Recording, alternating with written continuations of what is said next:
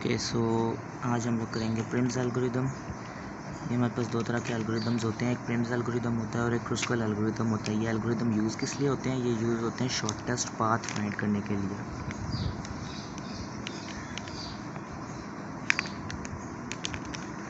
इनको shortest path algorithm भी कहा जाता है। ये शॉर्टेस्ट पाथ फाइंड करने के लिए यूज़ होते हैं एल्गोरिदम।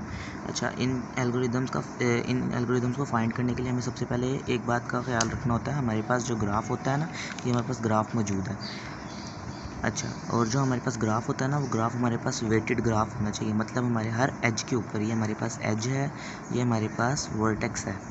ये वर्टेक्स हैं सारे जो गोल होते हैं, जिसके अंदर हम लोग उसका नेम लिखते हैं ABC या 1 2 3, उसको हम लोग कहते हैं वर्टेक्स, जो कि गोल होता है। और जो हमारे पास एज होता है वो हमारे पास स्ट्रेट लाइन होती है जो दो वर्टेक्स को आपस में मिला रही होती है। अब हमारे पास प्रिम्स एल्गोरिदम के लिए एक चीज़ लाजमी है कि हमारे पास ग्राफ जो है वो वेटेड होना चाहिए। मतलब उनके ऊपर वेट लिखे होने चाहिए, जिस तरह यहाँ 9 लिखा हुआ है, 2 लिखा हुआ है, इस तरीके से। अच्छा, अब हम लोग करते क्या है, प्रिम्स एल्गोरिदम को सोल्व करने के लिए ना हम लोग शॉर्टेस्ट पाथ हमने निकालना है, तो हम ये करते हैं उन वर्टेक्स को हम लोग कैलकुलेट कर लेते हैं। उन वर्टेक्स को हम लोग निकाल लेते हैं जिनका वेट कम है, तो उससे हमारा शॉर्टेस्ट पाथ आ जाता है। फॉर एग्जांपल मैं अभी आपको करके दिखाता हूँ। अभी हम लोग देखते हैं, पहले लेते हैं ए लिख लिया हम लोगों ने, ए से स्टार्ट किया, ए लिख लिया हमने। अब मैंने 9 और 4 में से किसका वेट कम है, मैं उसको लिख लूँगा। 9 और 4 में से 4 का वेट कम है, तो यहाँ लिख लिया मैंने C।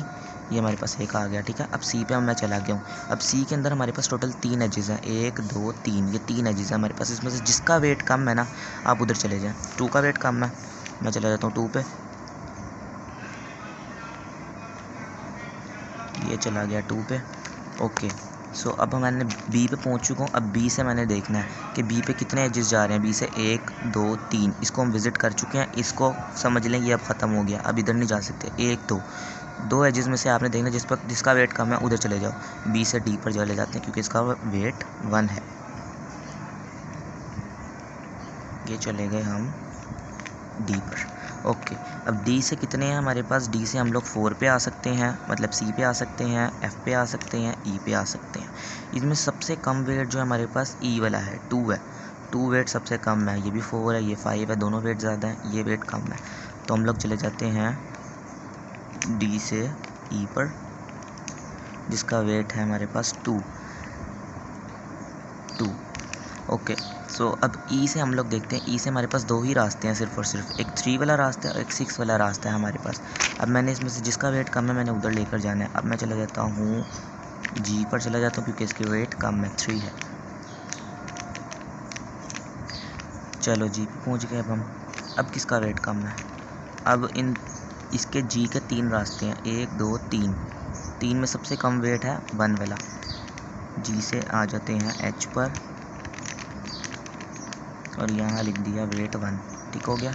अब ये था H तक हम लोग पहुँच चुके हैं। अब हम लोगों ने H पे देखना है। H से हम लोगों के पास I पे जाने का रास्ता है और हम लोग H से I पे भी जा सकते हैं, F पे भी जा सकते हैं, लेकिन F का वेट 5 है, I का वेट 2 है, तो हम लोग इस वाले रास्ते को कवर कर लेते हैं पहले क्योंकि ये कम है वेट। तो यहाँ गए, यहाँ हमने लिख दिया I का वेट कितना है, 2 है। ओके, सो अब हमारे पास कौन सा वर्टेक्स रह गया? A B C D E F रह गया हमारे पास। G H I F रह चुका है। अब F के लिए हम देखते हैं, ये F वाला वर्टेक्स है, ठीक है। अब आपने इसको देखना है इसके पास कौन से रास्ते हैं। जो भी रास्ते हैं उनमें से जो रास्ता मिनिमम वेट वाला है आप उसको कवर कर लें। ये 6 वाला रास्ता है, एक 3 वाला रास्ता है, एक 5 वाला रास्ता है। हमारे पास 3 वाला रास्ता जो है वो सबसे ज़्यादा शॉर्टेस्ट है, तो मैं C से इसका निकालता हूँ और इधर ले जाता हूँ F पे ले गया और मैंने इसको कर दिया 3। मैंने इस तरीके से यहाँ पर अभी कैलकुलेट कर लिया है। अब देखें A B C D E F G H I, ये सारे हमारे वर्टेक्स कवर हो चुके हैं। उसमें हमने मिनिमम एजेस वाले वर्टेक्स चूज़ किए हैं। ये देखें, अब हम इनको कैलकुलेट करके देखते हैं कि इसका वेट क्या बनता है। अब यहाँ तक तो हमने प्रिम्स एल्गोरिदम के थ्रू हमने इसको सॉल्व कर लिया, लेकिन हमारा जो मेन पार्ट है ना वो ये है कि हमने वेट कैलकुलेट करके बताना है। अगर वेट कम हुआ, मतलब अब हमारे जो हमने ये वाला निकाला है ना पाथ, इसको हम कैलकुलेट करेंगे ना तो हमारे पास सबसे कम वेट आएगा। मतलब हम कोई भी दूसरा रास्ता इख्तियार करते हैं ना अगर, तो हमारे पास इतना वेट नहीं आता जितना वेट अब आएगा। जो मैं वेट अभी निकाल रहा हूँ आपने उसको देख लेना। आप इस एग्जांपल को ले बेशक स्क्रीनशॉट ले लें तो या यहाँ से पोस्ट करके इसको सॉल्व कीजिएगा किसी दूसरे तरीके से। अगर आपका आंसर जो मेरा आंसर अब आने लगा इससे कम आता है तो आप मुझे ज़रूर बताइएगा कि मैंने ये वाला वेट किया था। खैर इससे कम आपका आंसर अभी तक मेरी नॉलेज के मुताबिक इससे कम आपका आंसर अभी तक नहीं आ सकता। इसका आंसर कितना है 4 2 6 हो गया 7 8 9 10 11 12 13 14 15 16 17 18। सो मेरा आंसर आया है यहाँ पर वेट आया है 18। मेरे ग्राफ का या मेरे पाथ का वेट है 18 पाथ है। अब अगर आपका इससे कम आ जाता है तो आप मुझे ज़रूर कमेंट में बताइएगा। सो आज के लिए इतना ही हम लोगों ने आज कवर किया प्रिम्स एल्गोरिदम। बाकी भी एग्जांपल्स ऐसी ही हैं। मैंने मोस्ट डिफ़िकल्ट एग्जांपल ली थी जिसके अंदर हम लोग ज़्यादा डिटेल में जाकर समझ पाएँ। अगर आपको फिर भी कोई डाउट है तो आप मुझे ज़रूर बताइएगा। तब तक के लिए इतना ही।